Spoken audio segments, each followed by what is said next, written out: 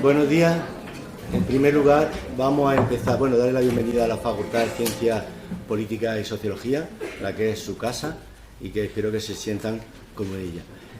Vamos a empezar el acto de presentación de la octava jornada o del informe, o jornada y presentación del informe, octavo informe FOESA. En primer lugar, tiene la palabra Blanca Girela, siempre me confundo, directora del Departamento de Trabajo Social y Servicios Sociales de la UGR. Buenos días, yo voy a ser muy breve, son palabras de obligado cumplimiento, pero también que me salen del corazón. Este evento ha generado muchas expectativas, sobre todo porque intentamos organizarlo ya hace algún tiempo y las agendas no nos coincidieron y hoy por fin llegó el día. Para los estudiantes que estáis aquí y para los compañeros que nos acompañáis, organizaciones no gubernamentales, asociaciones, instituciones, profesorado, sabéis que el informe FOESA es casi, entiéndase la metáfora, la Biblia en datos, ¿no? De nada nos sirve la renta per cápita, los números, las estadísticas, si realmente no vienen acompañados de una caracterización, de un relato serio y exhaustivo, y en este caso sobre la situación de la pobreza, de la extrema pobreza, particularmente en Andalucía. Creo que es un informe muy serio, que hay que tomar, por tanto, también muy en serio, y donde el trabajo social y los servicios sociales tienen mucho que hacer y mucho que decir. Y además, yo creo que Raúl a lo largo de la mañana nos va a desentrañar muchas cosas, porque auguro, no estoy segura, que vamos a tener que pensar y repensar un giro ideológico, incluso epistemológico, a la hora de plantearnos qué hacer con eso que llamamos necesidades sociales, que a todas luces son situaciones de injusticia social. Dicho esto, empezamos la jornada con mucha esperanza. Quiero agradeceros a todos vuestra participación en ella y bienvenidos también a la Universidad de Granada. Buenos días. Muchas gracias, Blanca. Ahora tiene la palabra Luisa María Maeso, directora de Cáritas Diocesana de Granada. Cuando quiera. Bueno, muchas gracias tanto a Antonio como a Blanca. Daros a todos las gracias por estar aquí con nosotros compartiendo un día tan importante para Cáritas y yo creo que para toda la acción social que se ejerce en esta provincia y en Andalucía. Muchas gracias, porque veo que hay muchísimos alumnos, hay trabajadores, gente de la administración, gente de todo el mundo de la acción social en la provincia y que queremos compartir con vosotros hoy este primer informe, digamos, autonómico, regional, un esfuerzo que se ha hecho para intentar acercar los datos más al campo de acción, como es en cada autonomía, que tengan los datos que hacen referencia y no solamente partir de un general. Pues muchas gracias a la Fundación y a Cáritas por hacer ese esfuerzo tan grande. También queremos agradecer a don Antonio Trinidad, decano de la Facultad de Ciencias Políticas y Sociología, por prestarnos o darnos la opción de hacer el acto aquí en esta maravillosa aula magna, y por supuesto a la colaboración siempre maravillosa de Blanca por colaborar en la organización del acto y siempre está ayudándonos y echarnos una mano. Hemos querido desde Cáritas celebrar hoy esta presentación porque, como sabéis, hoy es el Día Internacional de la Erradicación de la Pobreza. Lo hemos podido conseguir, como ha dicho ella, y por fin encontrar agenda para que todos podamos coincidir en este acto, y porque creemos que es una apuesta por una pequeña denuncia, un pequeño granito de arena en la denuncia de la situación que se está viviendo en Andalucía, donde hay más de 1,5 millones de personas en exclusión, de las cuales 800.000 están en exclusión severa, lo cual hay que hacer un replanteamiento de qué es lo que nos está pasando. En fin, cómo con esta supuesta salida de la crisis todavía seguimos estando ahí situados.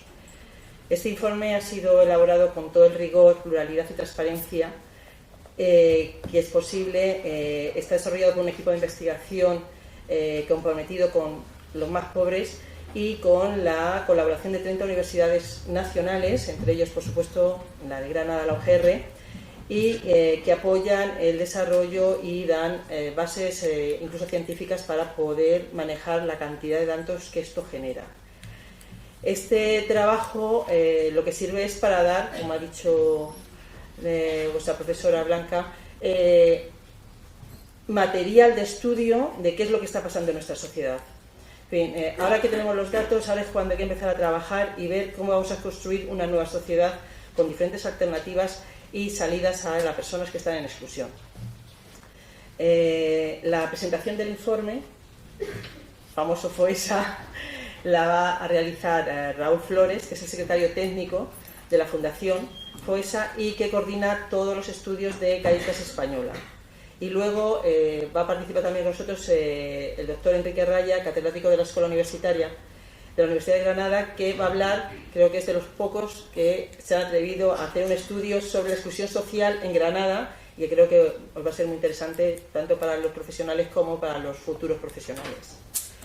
Esperemos que esta jornada sea muy enriquecedora para todos vosotros y nosotros, que escuchemos con atención todas las conclusiones que se van a sacar de este estudio, y porque creo que todos los que estéis aquí, los que estamos ya trabajando en campo, y sobre todo es un llamamiento a las nuevas generaciones, y lo ha dicho Blanca, en fin, hay que darle a esto un cambio, darle una vuelta a la tuerca, porque estamos viendo que el sistema que tenemos ahora mismo necesita creatividad, iniciativas para poder sacar a la gente, y que el siguiente fuese a lo mejor sentarnos aquí y decir: hemos conseguido que ese 1,5 millones se haya reducido drásticamente, que las políticas sociales están funcionando, que el bienestar empieza a ser ya un ADN en nuestra población, y que estamos aquí para buscar nuevas soluciones a este problema tan acuciante, y ahora en vistas parece ser que nos está metiendo miedo por todos los sitios a una nueva crisis.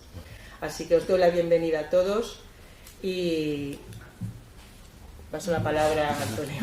Pues muchas gracias, José María. Bueno, yo la verdad que mi intervención puede ser otra forma que ser corta, y empezando primero felicitar por la iniciativa tanto a Cáritas como a la directora del Departamento de Trabajo Social por hacer la jornada. También la verdad que, lo digo sinceramente, dar las gracias por haber pensado en la facultad, en presentarlo. O sea, que no nos tenéis que agradecer, que si no yo agradezco realmente que pensarais en nosotros para hacerlo.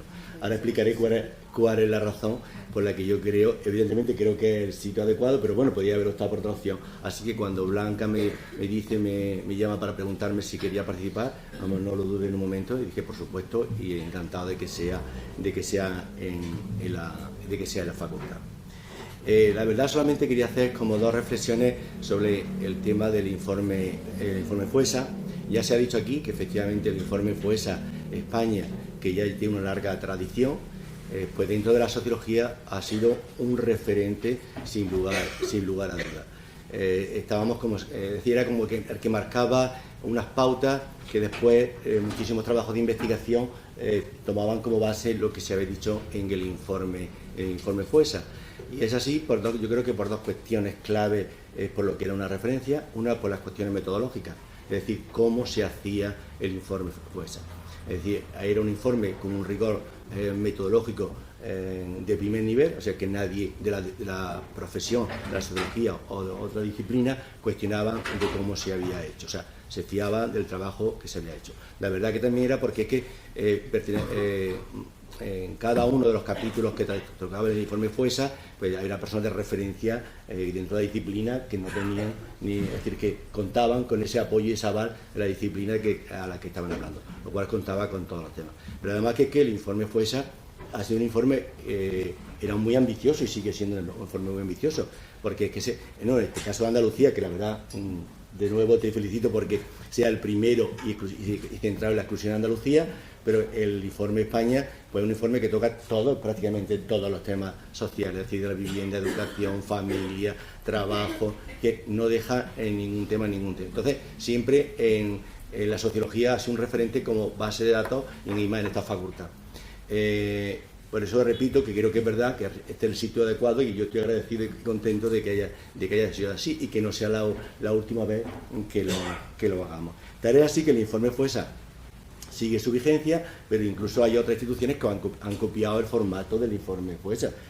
Quiero recordar que en el 2018 el CIS, el Centro de Investigación Sociológica, hace un informe sobre la realidad social española prácticamente con los mismos parámetros y características del informe FOESA. Digo que sigue siendo un referente especial.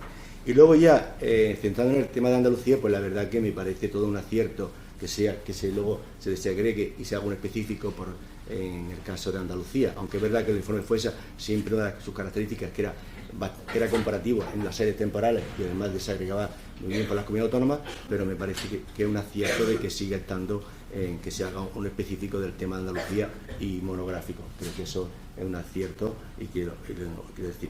La verdad, luego también me parece que es un acierto la forma de presentarlo. No es lo habitual de presentar un libro o un informe, pues se presentan los datos a nivel descriptivo de cómo están, sino creo que al realizar una jornada como esta, pues creo que lo enriquece todavía más la puesta en escena del tema. Con esa estructura primera de que Raúl va a presentar los datos directos del informe, como tiene que ser de otra forma, es decir, pero ahí no se queda ahí, como muchas veces se queda en investigación, en sociología, bueno, hacemos un estudio descriptivo, ahí se queda en la revista, sino luego que hay un paso más, luego se presenta otro en concreto sobre la exclusión en Granada, del profesor Enrique Raya, y luego creo que la mesa redonda me parece todo un acierto, esa mesa redonda que está al final de la mañana, donde no nos quedamos en esa descripción o explicación de los datos, sino también repensar, como ya ha dicho la directora de Cáritas, qué hacer sobre el tema de la exclusión. Es un tema tan importante y tan clave, creo que la convivencia social, que hay que pensar y actuar. Por lo tanto, creo que la jornada es todo un acierto como está. Dicho eso, pues nada más, reiterar mi agradecimiento por estar aquí, dar la bienvenida de nuevo a la casa y que espero que disfrutéis con esta jornada tan estupenda que siento que no puedo quedarme porque tengo clase. Muchas gracias. Bueno, ahora vamos a dar ya paso a Raúl Flores, ¿vale?, que va a hacer la exposición sobre el informe FOESA en la exclusión del desarrollo social en Andalucía. Así que Raúl, cuando quieras, por favor.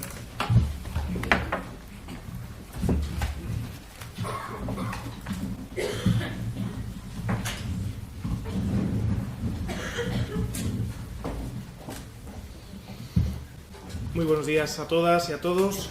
Para comenzar, les invito a ver el siguiente vídeo.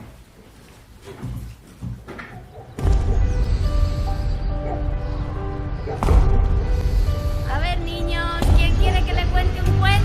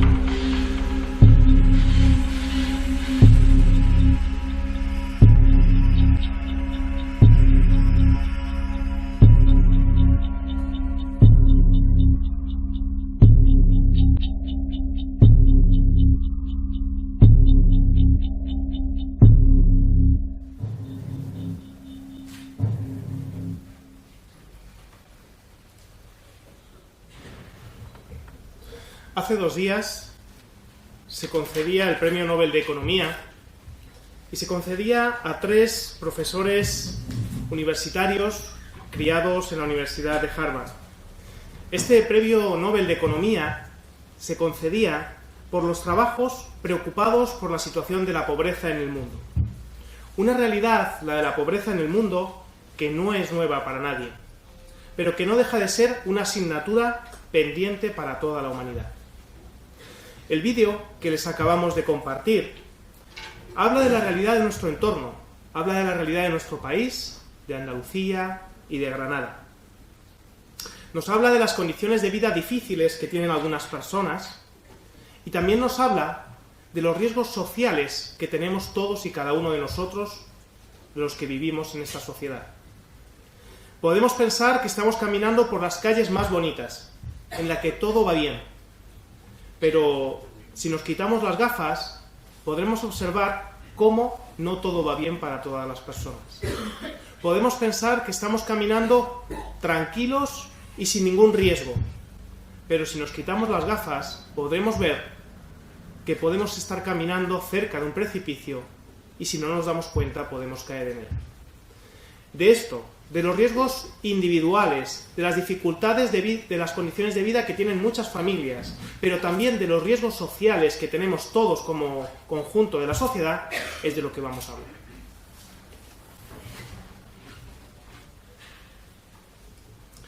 Y para hacerlo, vamos a hacerlo en 6 grandes pasos. Voy a plantear lo que es este 8º informe FOESA, que como podrán ver, les explicaré que es el capítulo final de una miniserie. Vamos a hablar de pobreza, pero vamos a hablar de pobrezas, con S. Y al hablar de pobrezas podremos comprender mejor la exclusión social. ¿A qué nos referimos cuando nos hablamos de exclusión social? Vamos a hablar de la evolución de la exclusión social en España y en Andalucía. Vamos a ver quiénes son y qué les pasa a las personas en situación de exclusión social. Y vamos a ver cuáles son los riesgos sociales a los que nos estamos enfrentando. Hemos seleccionado 4 riesgos: el de los cambios demográficos, el de la desigualdad, el de la democracia y el de la fatiga de la compasión. Terminaremos esta hora aproximadamente de conferencia hablando del riesgo más importante que hemos descubierto en este informe: el riesgo de construir un mundo sin hogar. Y empezamos, por tanto, con el primero de los pasos, el 8º informe FOESA como el final de un ciclo. Les adelantaba que se trata de una miniserie y que el capítulo que hoy les voy a mostrar, es el 3º de la historia reciente de nuestra sociedad. El primero de los capítulos de esta miniserie se producía justo antes de que estallara la bomba.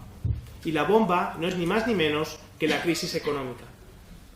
El primero de estos capítulos se producía en el año 2007-2008, era el 6º informe FOESA, y se producía justo antes del terremoto de la crisis económica, cuando estábamos en el final del mayor ciclo expansivo de nuestra sociedad, cuando España iba bien. Sin embargo, en este momento ya existían muchas familias que lo estaban pasando mal. Ya había muchas personas en situación de exclusión social. El segundo de los capítulos se produce en el año 2013 y 2014.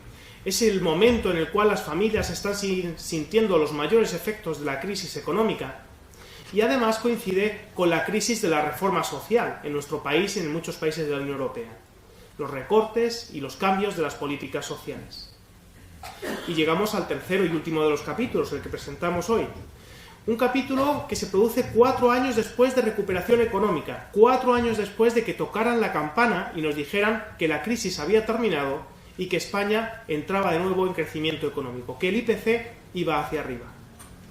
Por tanto, estamos en la recuperación de la poscrisis, y lo que nos dice este 8º informe es que estamos en un momento de gran desvinculación, en un momento en el que la sociedad se está desligando y están incrementándose las diferencias en las capas sociales.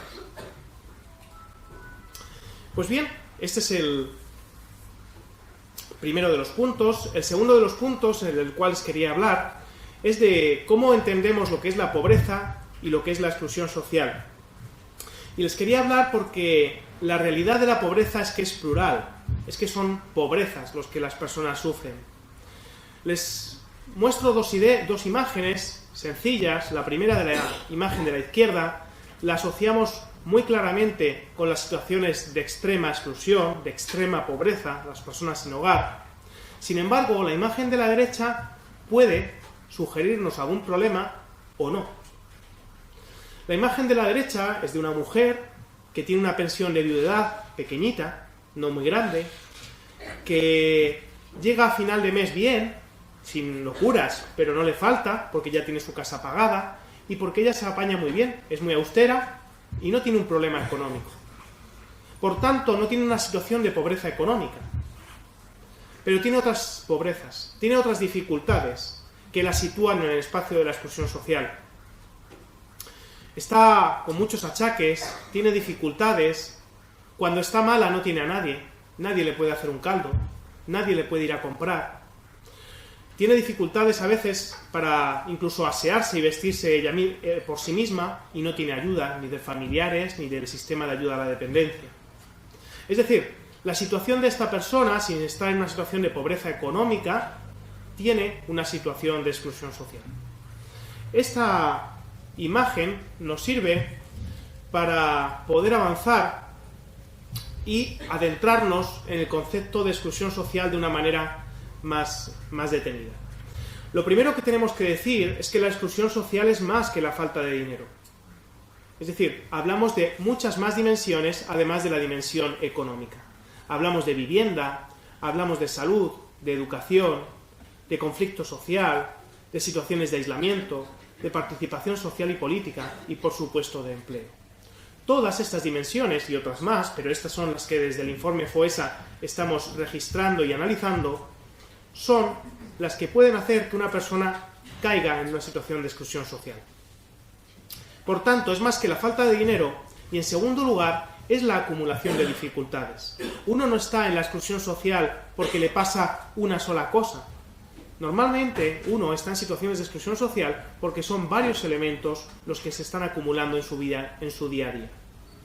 Y además tenemos que tener en cuenta que los procesos de exclusión social suponen irnos alejando de una participación social normalizada, del espacio central de la sociedad. Quiero que se fijen en la espiral que hay en la parte izquierda de la imagen. Es una espiral que describe cómo es el paso de una situación de integración plena a una situación de exclusión social severa. No hacemos un tránsito lineal, de dentro hacia afuera, sino que hacemos un tránsito a través de esta espiral. He de decirles que esta espiral, que explica el tránsito de la situación de integración a la exclusión, no es una espiral estática. Es una espiral que está en movimiento. Genera una fuerza centrífuga.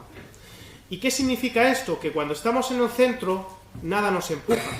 Pero que en cuanto salimos del centro, esa fuerza centrífuga nos va expulsando y nos va haciendo más fácil que, de alguna forma, nos vayamos alejando y llegando a situaciones de exclusión social. Esto significa que cuanto más alejados estamos del centro, mayor es la fuerza y la intensidad con la que nos dejamos de alguna forma arrastrar hacia afuera.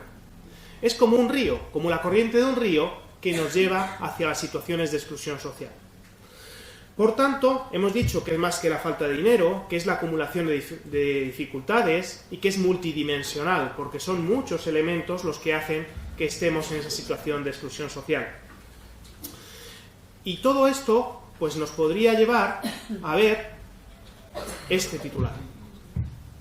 Más de 8 millones de personas sufren exclusión social, la mitad de forma severa. Estos datos son de España.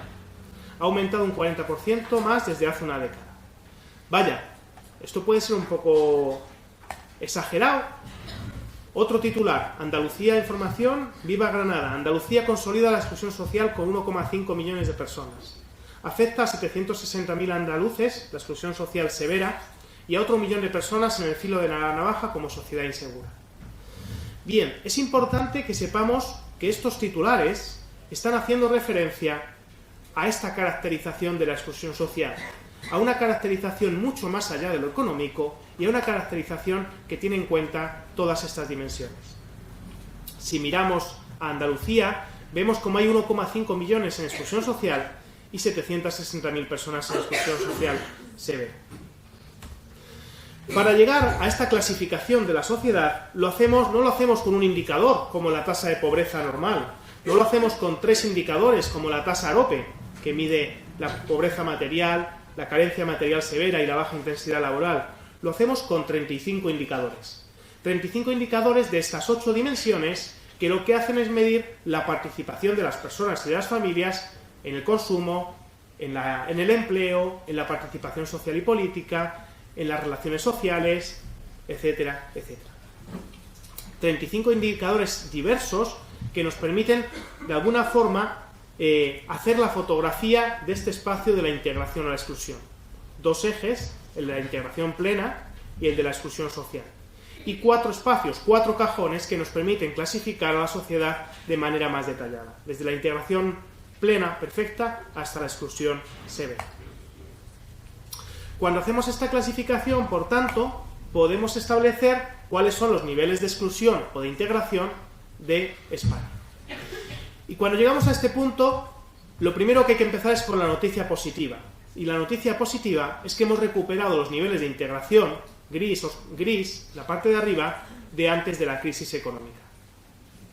Bien, esa es la buena noticia. Sin embargo, hay una noticia no tan buena, y es que se ha consolidado la exclusión social en nuestro país.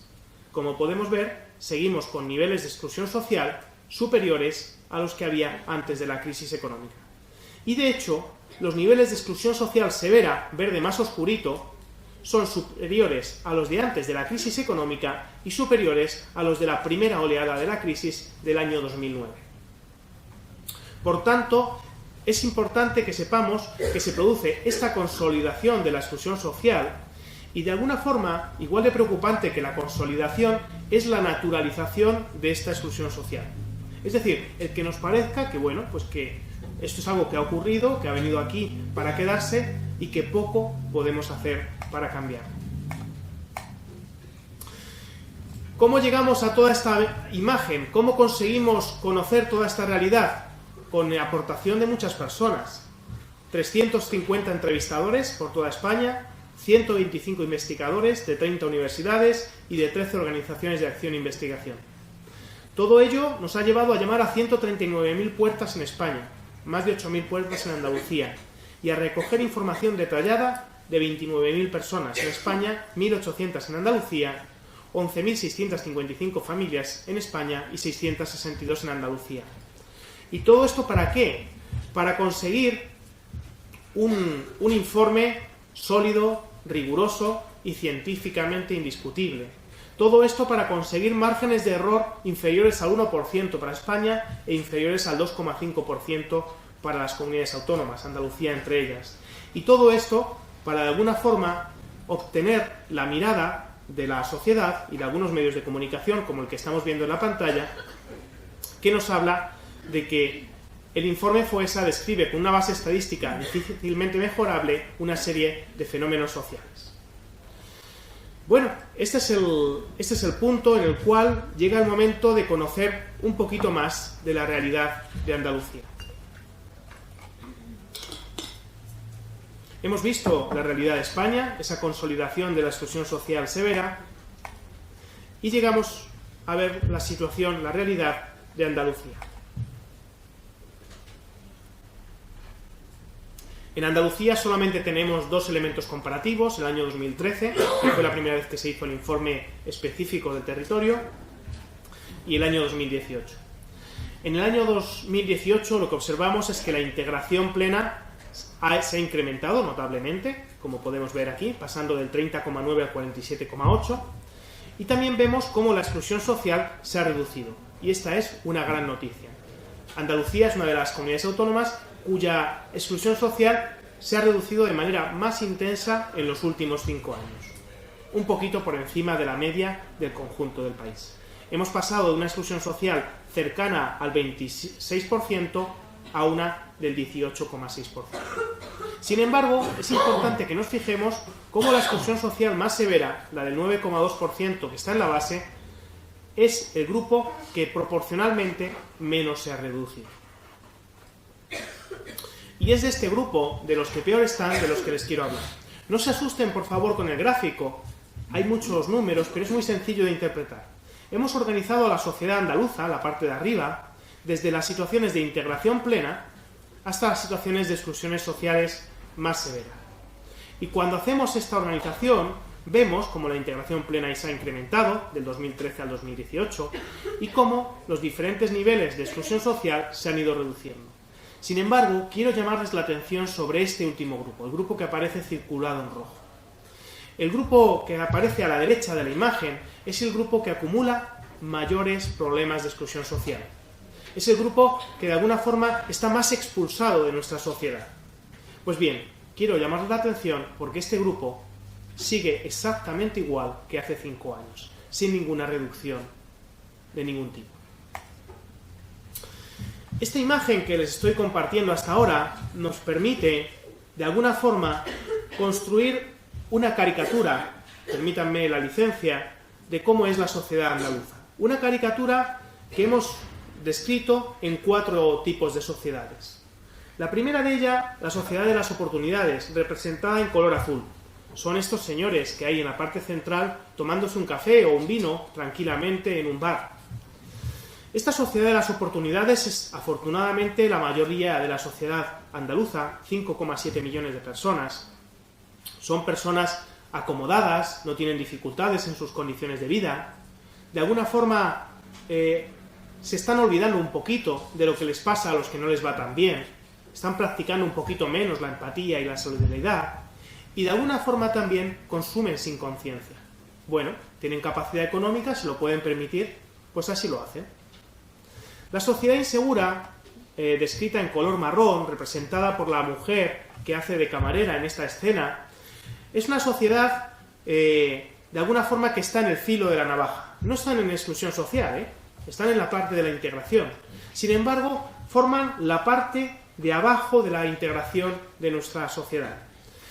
Están en el filo de la navaja, tienen menos recursos que antes de la crisis económica, se encuentran de alguna forma con menos apoyos social relacionales, las políticas sociales tienen menos capacidad de protección y temen que cualquier nueva crisis económica pueda hacerles caer en las situaciones de exclusión social. La tercera de las sociedades, la sociedad estancada, representada en color naranja y representada por este ciclista que está trabajando, está llevando un pedido de un sitio a otro, está compuesta por 1,5 millones de personas y son una sociedad que está teniendo muchas dificultades. Algunos de estos, de la sociedad estancada, llevan aquí muchos años, ya estaban en esa situación de exclusión social antes de la crisis económica. Otros llegaron con la crisis económica y no han conseguido salir. Y algunos todavía se han incorporado a esta sociedad estancada en los últimos años, incluso en la etapa de bonanza económica. Los que llevan mucho tiempo llevan una década pidiendo abrigo por encontrarse a la intemperie social y están desconfiando cada vez más de la sociedad de las oportunidades, de los acomodados. Cada vez se ven más lejos de esa realidad. Por último, quería hacer un hincapié en esa sociedad expulsada, ese 3,7% que hemos visto que no se ha reducido nada, son estos. La sociedad expulsada en Andalucía serían 300.000 personas, viven la supervivencia pura y dura como objetivo cotidiano y hasta el sistema de protección social está desorientado y no piensa ya en ellos. Es decir, todo el sistema, la capacidad protectora que tenemos como sociedad no está diseñada para este grupo social. Bueno, llega el momento de encontrar cuál es la posición de Andalucía en España. La buena noticia es que no es de las 3 comunidades autónomas con más niveles de exclusión social, y esto muchas veces nos puede llamar la atención. ¿Por qué? Porque tenemos asociado una diferencia entre el norte y el sur de España. Un norte con más capacidad económica y un sur con menos capacidad económica. Claro, si medimos las condiciones de vida estrictamente en términos de pobreza, esto es lo que estaría ocurriendo, norte-sur. Pero como no estamos midiendo las condiciones de vida solamente como pobreza económica, sino como exclusión social multidimensional, encontramos que los mayores niveles de exclusión social se producen en el sur mediterráneo de nuestro país y que Andalucía forma parte de este sur mediterráneo. Concretamente, Andalucía se sitúa como sexta comunidad autónoma con mayores niveles de exclusión social en España. Por delante estarían Canarias, Extremadura, Baleares, Comunidad Valenciana y Cataluña. Tenemos una buena noticia, y es que en los últimos años todas las dimensiones que medimos en la exclusión social se han reducido. Es decir, las condiciones de vida han mejorado porque la afectación de todas las dimensiones se ha reducido. Sin embargo, quiero llamarles la atención sobre 2-3 dimensiones que se han reducido mucho menos en el caso de Andalucía. La del consumo, los dineros, la parte más económica, la del conflicto social, que apenas se ha reducido, y la del aislamiento social, que tampoco se ha reducido considerablemente. Bueno, llega el momento entonces de hacer una pequeña radiografía de quiénes son y qué les está pasando a las personas que están en exclusión social, a las personas que componen la sociedad estancada. Y la primera de las noticias que les quiero compartir es que para estas personas el ascensor social no funciona. Afortunadamente, España no es una sociedad de castas, como puede ser la sociedad hindú, en la cual uno nace en una casta y tiene muchas dificultades para aspirar a llegar a otra casta. La sociedad española es una sociedad con una alta movilidad social. Sin embargo, esa movilidad social es claramente imperfecta porque tiene muchas dificultades entre la primera planta de ese edificio social. Concretamente, las personas que componen la sociedad estancada tienen muchas dificultades de movilidad social. Se podría expresar en esta frase: mis hijos seguirán viviendo en la planta primera. El ascensor social está averiado, no hay escaleras, y la estructura social y el sistema social del que nos hemos dotado no está ayudando a esa movilidad social. Un sistema educativo que no está generando una igualdad de oportunidades real. Unos barrios deteriorados, unos barrios degradados que están atrapando a mucha población en estas situaciones de exclusión social. Y una falta de políticas sociales eficaces y de solidaridad en las comunidades que sean capaces de apoyar a estas personas. Y esto es un problema porque cuando la movilidad social es baja en una de las capas sociales, se produce lo que denominamos la transmisión intergeneracional de la pobreza o la transmisión intergeneracional de la exclusión social, que no es ni más ni menos que cuando has sufrido dificultades económicas o de exclusión social en tu infancia, es muy probable que las revivas en tu edad adulta. Y los datos del informe FOESA nos dicen que se duplica la media de la población que tiene fracaso escolar cuando has vivido en un hogar con dificultades económicas o en situación de exclusión social. La encuesta FOESA también nos dice que se duplica el riesgo de exclusión social que vas a tener de adulto cuando de joven o de niño has vivido en un hogar con dificultades económicas o en situación de exclusión social. Llega el momento de ver cuáles son los perfiles sociodemográficos de las personas en exclusión social en Andalucía. Bueno, la mayor parte de las familias son familias de 2 a 4 personas. Tenemos un 33,5% en pobreza severa, pero también tenemos un 39,6% no pobres. Es decir, 4 de cada 10 personas en exclusión social están en esa situación a pesar de que sus niveles económicos no son especialmente bajos. Estamos hablando de que hay una mayoría de hogares que no tienen niños, sin menores. Estamos hablando de que la mayor parte de los hogares en exclusión social no son monoparentales. De que la mayor parte de los hogares en exclusión social se están produciendo en ciudades de más de 100.000 habitantes. Y que la mayor parte de la exclusión social se produce en barrios normales. Ponemos buenas condiciones para ejemplificar un barrio normal, que no es un barrio degradado, es lo que queremos decir. Este es el perfil. Sin embargo, el riesgo completa este perfil. El perfil es quiénes son, qué peso tienen cada persona en esa exclusión social. Sin embargo, los datos que acabo de mostrarles a la parte izquierda es el riesgo. Y el riesgo nos habla de la probabilidad que tienes desde tu característica sociodemográfica de estar en exclusión social. Y aquí la imagen cambia. Por ejemplo, observamos que si estás en pobreza severa es casi seguro que estás en exclusión social, que si eres un hogar monoparental, tu exclusión social se incrementa desde el 18,6 hasta el 26,5, que la exclusión social también se incrementa en los hogares con menores. Y algo muy importante, y es que la exclusión social, si vives en un barrio degradado, se incrementa hasta el 84%. Y esta es una de las características más distintivas de la realidad andaluza. En cualquier lugar de España, cuando tú vives en un barrio degradado, tu probabilidad de estar en exclusión social se multiplica por 2. Es decir, llega hasta el 40% aproximadamente. Sin embargo, en Andalucía, el vivir en un barrio degradado prácticamente te está poniendo en situación de exclusión social, porque se llega hasta el 84% de probabilidad de estar en exclusión social. Por tanto, es algo importante y necesario conocer cómo el entorno en el que las personas residen está denotando, está marcando, está empujando hacia estas situaciones de exclusión social a una parte importante de la sociedad. Si en vez de mirar a las familias, a los hogares, miramos a los sustentadores principales, observamos, los sustentadores principales son las personas que mayores ingresos aportan a la unidad familiar, ¿de acuerdo? Observamos que estos sustentadores principales son mayoritariamente hombres, de 45 a 64 años, sin estudios, que están trabajando o en la misma medida buscando activamente empleo y que son de nacionalidad española, fundamentalmente.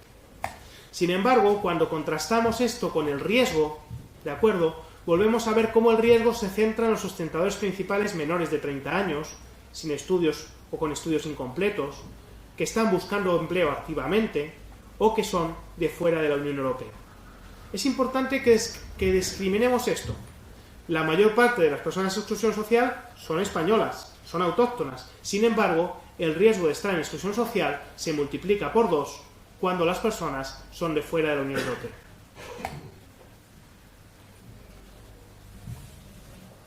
Me gustaría compartirles unas pinceladas de algunas de las dimensiones más importantes que están presionando en esto de la exclusión social.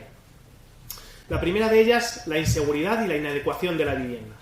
96.000 y 137.000 familias respectivamente sufren situaciones de inseguridad e inadecuación de la vivienda. La inseguridad la podemos representar con la imagen que están viendo en estos momentos. Es cuando no tenemos una seguridad jurídica ni una seguridad familiar de poder seguir habitando en esa vivienda. Cuando no tenemos un contrato, imagínense que estamos realquilados o que tenemos una vivienda cedida, pero que mañana, sin contrato, nos dicen a la calle porque no nos hemos portado bien o porque simplemente la persona que nos tiene cedida esa vivienda la necesita para él. Son personas que están en riesgo de pérdida o de desahucio, o son personas que están sufriendo situaciones de violencia intrafamiliar y que están viéndose empujadas a hacer un abandono de la vivienda. 3% de los hogares, 96.000 hogares.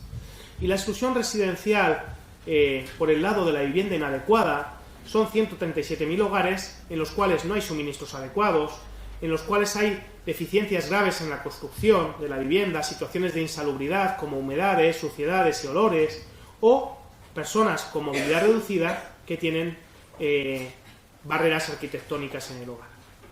Estas serían los dos elementos de la exclusión residencial a los cuales hacíamos referencia. Pero igual de importante que esto, tenemos que hablar de un 9% de la población, 750.000 personas, que cada día 1 de mes, cuando pagan el recibo de su hipoteca o de su alquiler, y cuando pagan los recibos del agua, del gas y de la luz, se quedan bajo el umbral de la pobreza severa. Estamos hablando de 750.000 personas en Andalucía que cada día 1 de mes, después de pagar eso, les quedan, si viven solos, menos de 288 euros al mes, o si son 2 adultos y 2 menores, menos de 599 euros al mes. Con eso tienen que hacer el resto del mes. Por último, respecto a la vivienda, un 5% de la población ha recibido avisos de corte de suministros de la vivienda producidos por dificultades económicas. Llegamos al empleo, tan importante y tan crucial en la vida de las personas. El empleo ha crecido en los últimos años. Esto significa que el desempleo se ha reducido considerablemente. Sin embargo, todavía a día de hoy tenemos una tasa de desempleo en Andalucía y en la provincia de Granada cercana al 23% de la población.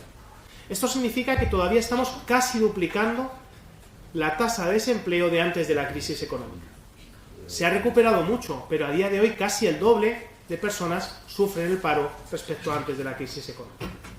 Un 10% de la población está en hogares donde todas las personas activas sufren el desempleo, 12% de las personas que trabajan se encuentran bajo el umbral de la pobreza y un 15% de las personas que trabajan se encuentran en exclusión social.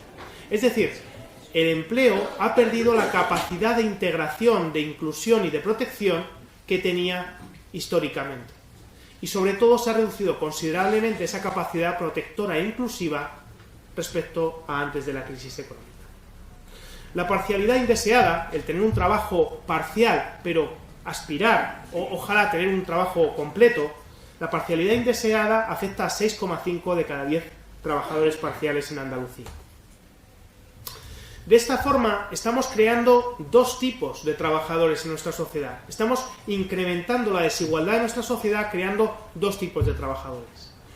El 60% de los trabajadores de alguna forma de antes, trabajadores más o menos estables, con unos niveles salariales adecuados, con una jornada completa y con periodos de trabajo largos. Pues trabajan 2 años o 3 años, luego cambian o luego se quedan en desempleo unos meses, pero con carreras laborales bastante estables. Y un segundo tipo de trabajador, que diríamos en el cual se ceba la precariedad, que no tiene ninguna de estas condiciones, que entra y sale del mercado de trabajo constantemente, que nunca consigue llegar a una jornada completa, que son 20 horas, que son 25 horas, cuyos salarios están en el límite del salario mínimo interprofesional, y que alterna periodos de trabajo cortos con periodos de desempleo. De los 365 días del año, pues consiguen trabajar 180, 120 o 200. Por tanto, esta desigualdad en la relación con el empleo está ampliando esa brecha entre las capas sociales y esa mayor desvinculación social. Importante es que tenemos a 182.000 hogares en situaciones de pobreza severa, con ingresos inferiores al 30% de la renta mediana equivalente. Lo que hablábamos de si es una persona 288 euros y si son 2 adultos y 2 menores, 599 euros. 46.000 hogares privados de al menos un bien, considerado básico, serían los elementos que podrían definir las situaciones de la población con respecto al consumo. Pero hemos visto que las condiciones de exclusión social tienen que ver con las relaciones sociales, con la ausencia de las relaciones sociales. Por ejemplo, el aislamiento. 98.000 personas no tienen ningún apoyo para situaciones de enfermedad o dificultad. Y también con la salud. Y es que la salud es crucial y genera, de alguna forma, círculos de retroalimentación entre las situaciones de exclusión social.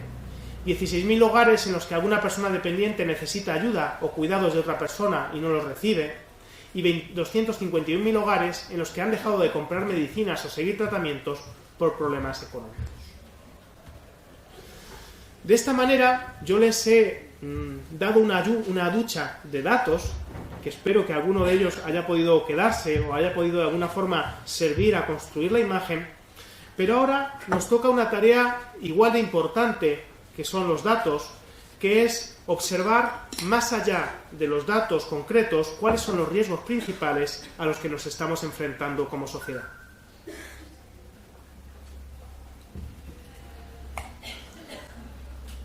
El primero de los riesgos es el riesgo relacionado con la desigualdad.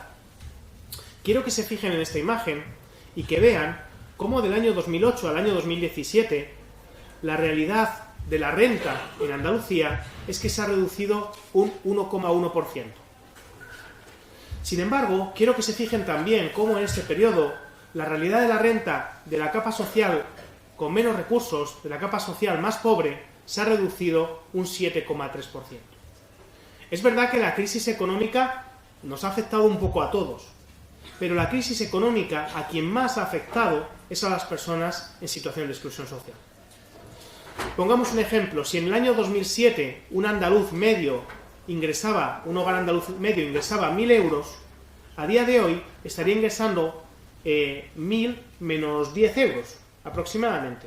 Estaría ingresando 990 euros. Sin embargo, si miramos a la población con menos recursos, veríamos como su nivel de ingresos se ha reducido mucho más considerablemente. No solamente un 1,1%, sino un 7%.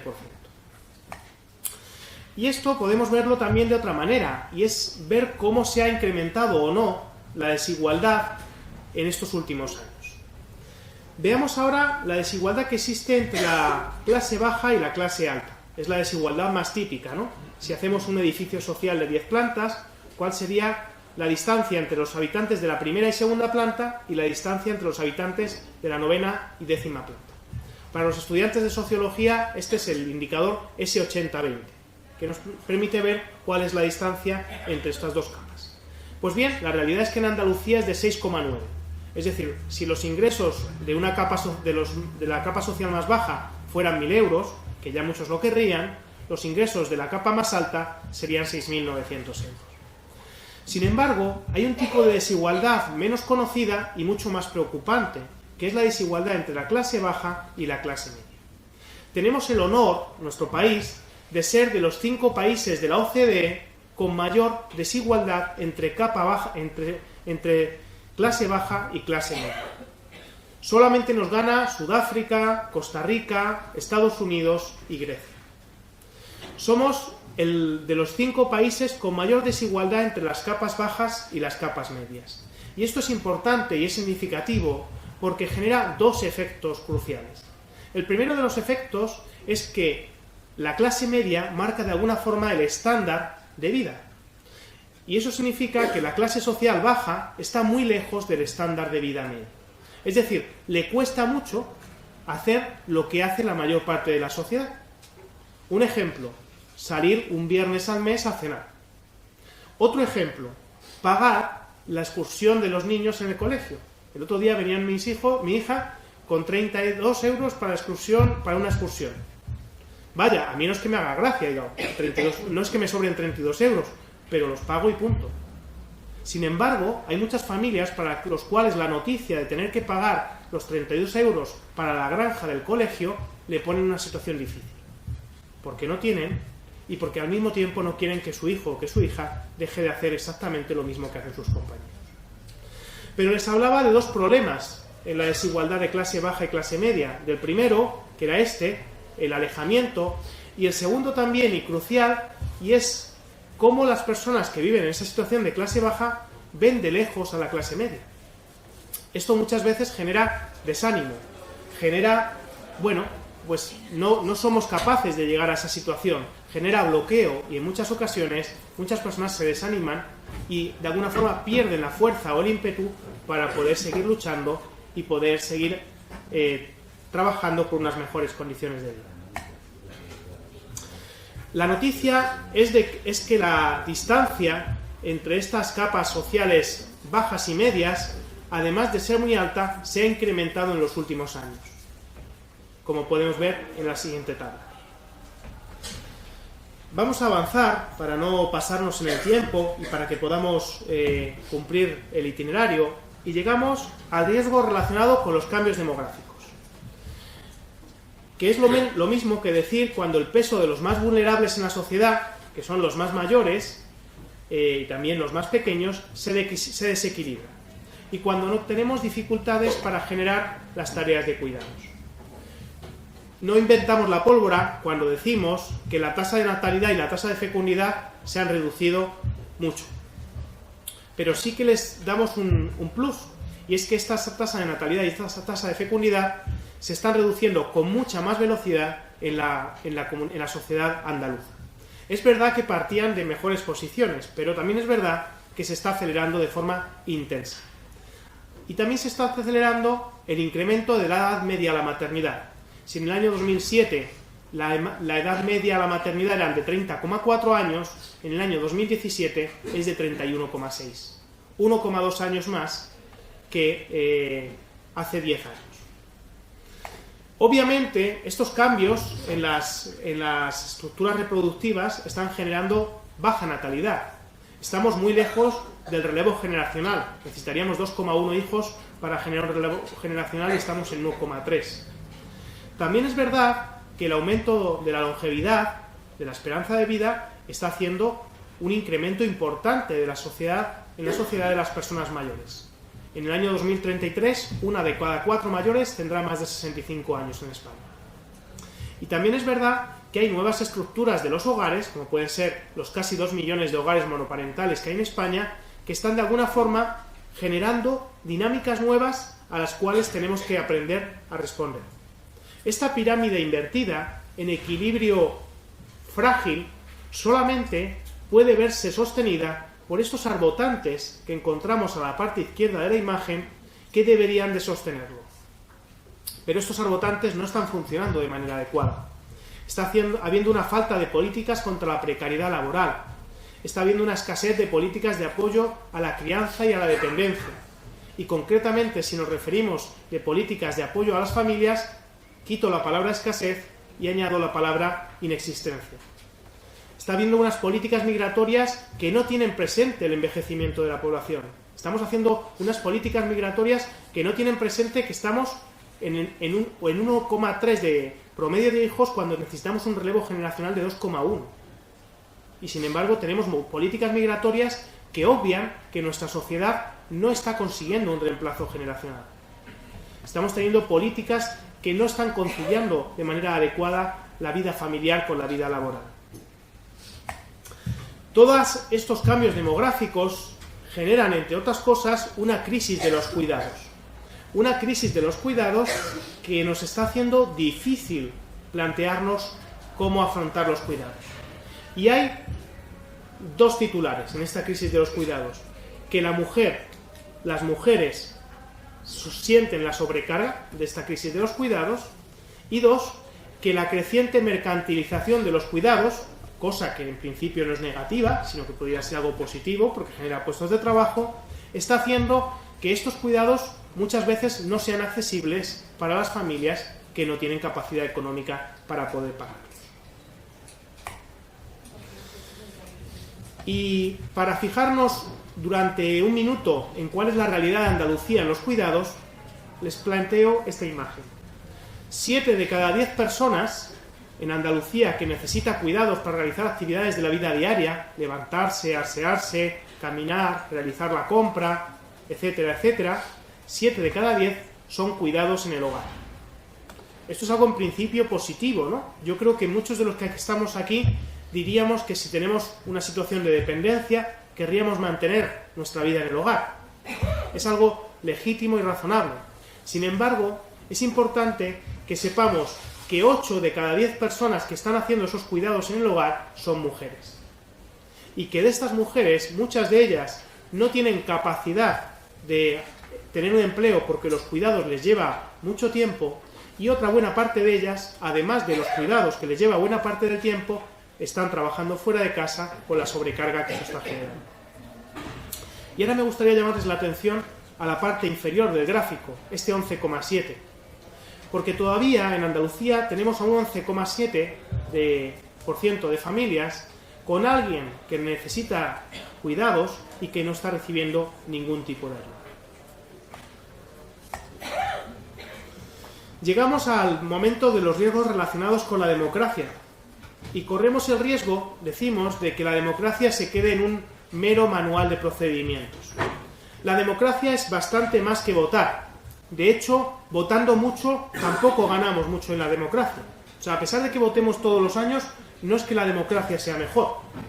La democracia tiene que ver con votar, obviamente, por supuesto, crucial, elegir a nuestros representantes, pero tiene que ver con una sociedad cohesionada, tiene que ver con una sociedad en la que se redistribuye la riqueza, tiene que ver con una sociedad en la que se afrontan los riesgos sociales de manera colectiva. Y todo eso, de alguna forma, es lo que construye una calidad democrática.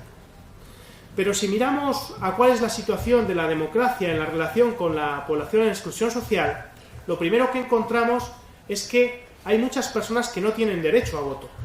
306.000 personas en Andalucía no tienen derecho a voto. Son personas que no pueden ejercer su voto. Trabajan, viven aquí, pero no pueden votar. Son personas con una nacionalidad distinta y que por tanto no pueden elegir a sus representantes políticos. Esta sería la exclusión política extrema. Pero hay una exclusión política que no tiene que ver con el tener el derecho o no, sino que tiene que ver con ejercerlo o no ejercerlo. Hemos hecho un estudio muy interesante, además se ha hecho desde el IESA de Córdoba, sobre los barrios de España y en qué barrios se vota más y en qué barrios se vota menos. Y hemos descubierto un tipo de barrio en el cual la abstención crece hasta el 75%.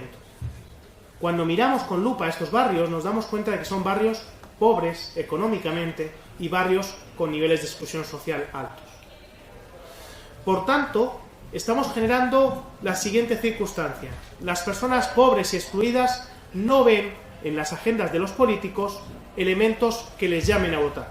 No sienten que los políticos estén priorizando sus necesidades en sus agendas políticas y por tanto no votan.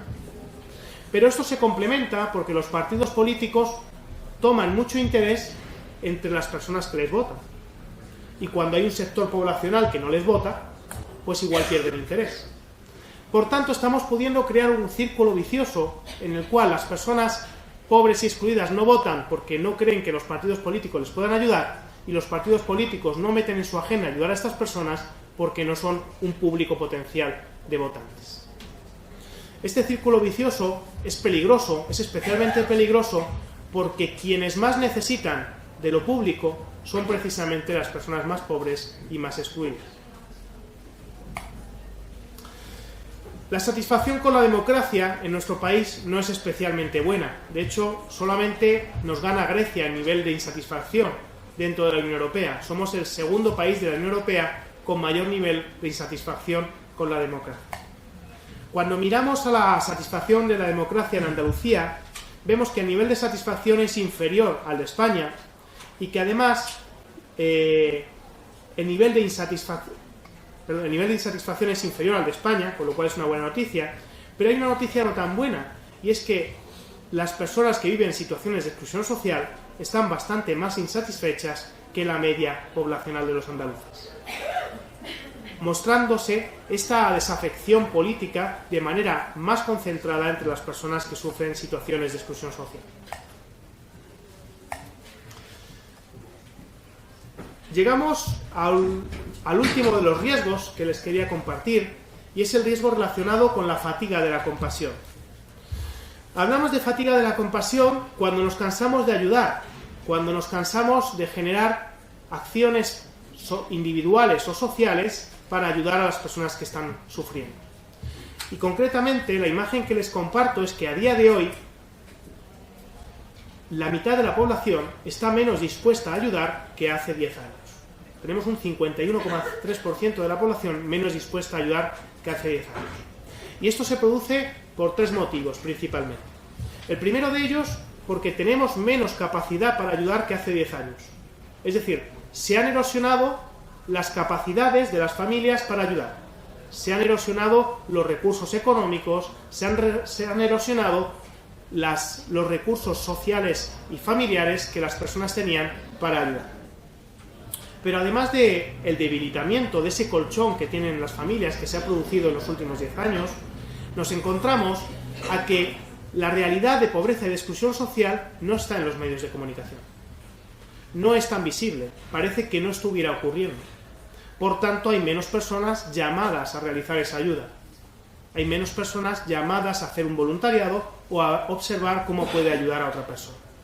Y hay un tercer elemento, y es que esta fatiga de la compasión también se encuentra caracterizada por una sensación de que quien no ha salido de la situación de pobreza o de exclusión social es porque no ha querido.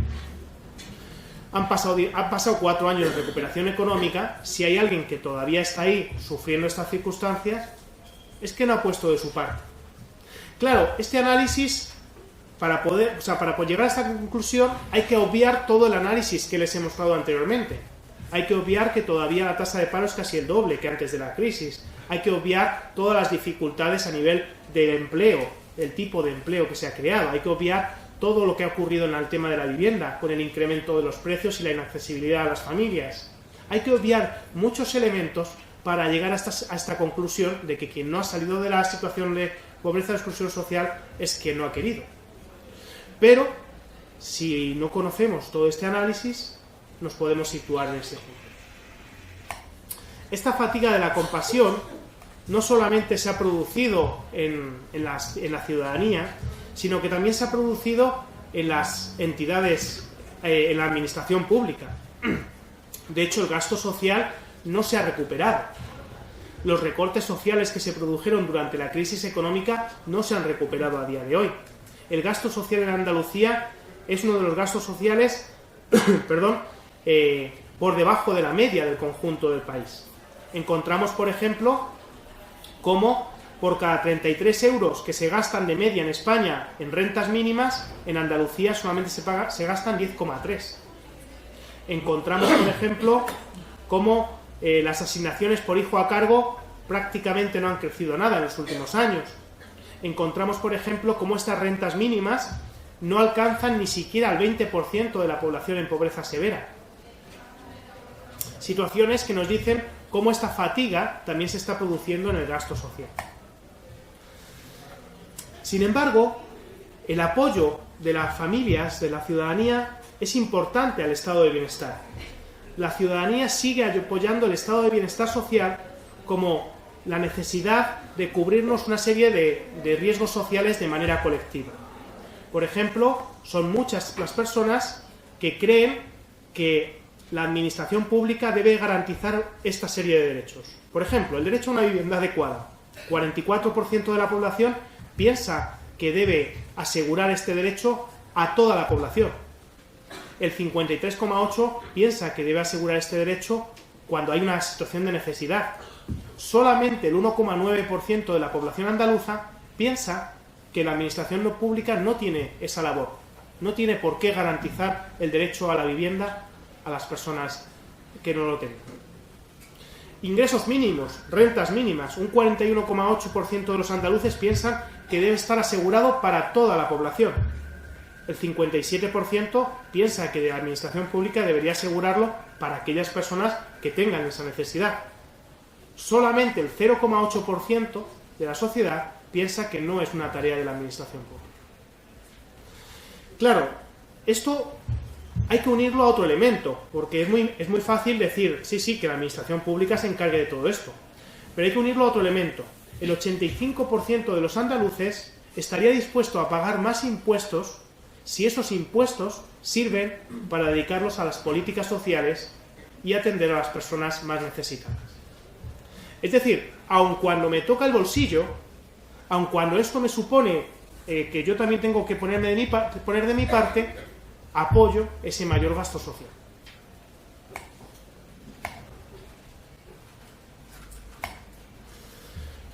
Bueno, llegamos por tanto al último de los puntos. Nos quedan 5 minutos y es el último de los puntos que yo he titulado el riesgo que tenemos de estar construyendo una sociedad sin hogar, el riesgo que tenemos de construir un mundo sin hogar. Y para hablarles de este punto, quiero hablarles de mi hijo Darío. Mi hijo Darío tiene 4 años. Es un niño alegre permanentemente. Es un niño que cada día se levanta con una sonrisa y por muy cansado que yo llegue a casa, él siempre consigue sacarme la risa. Le encantan las fiestas y le encantan pues las atracciones. Hace un tiempo fueron las fiestas de nuestro barrio y en estas fiestas había música, había castillos hinchables, había payasos, muchas cosas atractivas. Fuimos a estas fiestas del barrio y lo estábamos pasando muy bien. Pero ya saben lo que ocurre con estas cosas. De repente se formó una pelea. Una pelea que generó una algarabía importante. Generaron gritos, carreras. Mi hijo vino corriendo, se acercó a mí, miró para arriba porque es chiquito, y me dijo, papá, quiero ir a casa. Lo que en ese momento necesitaba mi hijo no era exactamente ir a casa. Lo que en ese momento necesitaba mi hijo era empatía, era compasión y era calor. Era empatía para que yo fuera capaz de sentir o de acercarme o de saber lo que él estaba sufriendo en ese momento. Inseguridad, miedo, eso es lo que estaba sintiendo en ese momento. Y necesitaba de mi empatía para que yo pudiera comprender. pero necesitaba compasión, que es algo más que la empatía, que es porque yo me pusiera a su nivel y sufriera con él, que es además que se activara en mí un mecanismo de ver cómo puedo evitar ese sufrimiento en él.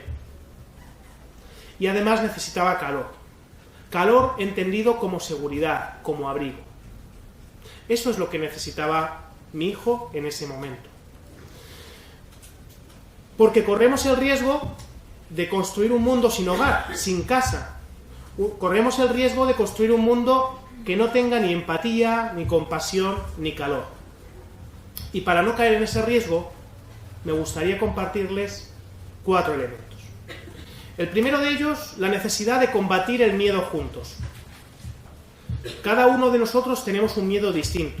Hay personas que tienen miedo a llegar a la jubilación y no tener una pensión. ¿Y entonces de qué voy a vivir cuando no pueda trabajar? Hay personas que tienen miedo a perder el empleo o a no tener un empleo que le permita pagar el alquiler. Hay familias que tienen miedo a verse en la calle. Hay personas que tienen miedo a que vengan los inmigrantes y cambien nuestras costumbres, nuestra cultura. Miedos muy diversos. Y miedos, todos ellos, de los cuales necesitamos compartirnos. Porque únicamente compartiendo esas incertidumbres y esos miedos podremos entendernos.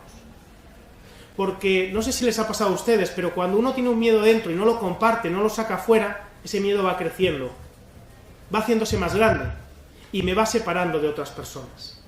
Por tanto, necesitamos la acción de combatir el miedo compartiendo las incertidumbres que tenemos a nivel social. De otro lado, necesitamos recuperar y actualizar una gran intuición que se produjo después de la Segunda Guerra Mundial. Después de la Segunda Guerra Mundial se produjo la intuición de crear el estado de bienestar social.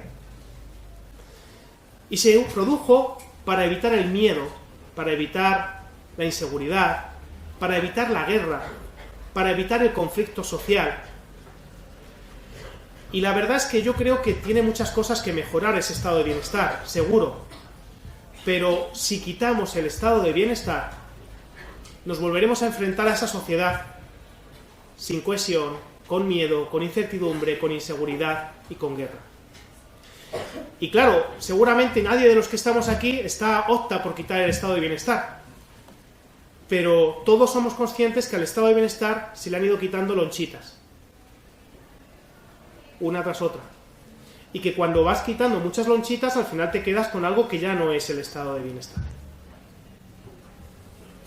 Tenemos la obligación de generar espacios de abrigo, espacios donde generemos calor a una familia que ha salido huyendo de Venezuela y que ha llegado aquí, al aeropuerto de Madrid, sin nada. Tenían una cosa clara, huían de la violencia que había en su país y de otras cosas, pero llegan aquí y no tienen nada. Necesitamos generar espacio de abrigo para estas familias. Necesitamos generar espacios de abrigo para las familias que le cortan la luz porque no pueden pagarla. Para las familias que llevan 3 meses sin pagar el alquiler y no saben qué les va a pasar. Espacios de abrigo para las personas mayores que se encuentran fuera de la sociedad, que todos los que le ayudaban, que de alguna forma podían servirle de soporte, han ido muriendo. Necesitamos generar espacios de abrigo para las personas que sufren cada día. Y por último, les invito a que hagamos pedagogía de 2 elementos, de la indignación y de la esperanza. Al mismo nivel, ni un gramo más de indignación ni un gramo menos de esperanza, al mismo nivel. Pero les invito a plantearse la necesidad de vivir en una situación de indignación. No les estoy animando a que estén enfadados, ni mucho menos, ni cabreados. No se trata de eso. Se trata de que vivan con una situación de indignación. Cuando vivan una injusticia, cuando observen a alguien que lo está pasando mal, que algo dentro de nosotros se nos mueva. Algo dentro de nosotros nos fuerce a actuar. Eso es la indignación. El estar alerta y expectante sobre lo que puede estar haciendo sufrir a alguien. Cuando observemos una injusticia, rebelarnos contra esa injusticia. Y al mismo tiempo que les animo a estar en ese estado de indignación, feliz, se puede estar indignado y feliz, les animo a estar en un estado esperanzado. con una esperanza activa, no con una esperanza de que me lo derecho, de que los otros, de que las cosas se solucionen por sí mismas, sino un estado de esperanza activa, con una capacidad de decir, puedo poner de mi parte para que las cosas vayan mejor. Y en este sentido, sobre la esperanza, me gustaría dejarles con esta poesía que lo resume bastante bien. Dice, es tarde pero es nuestra hora. Es tarde pero es todo el tiempo que tenemos a mano para hacer el futuro. Es tarde pero somos nosotros esa hora tardía. Es tarde pero es madrugada si insistimos un poco. Muchas gracias.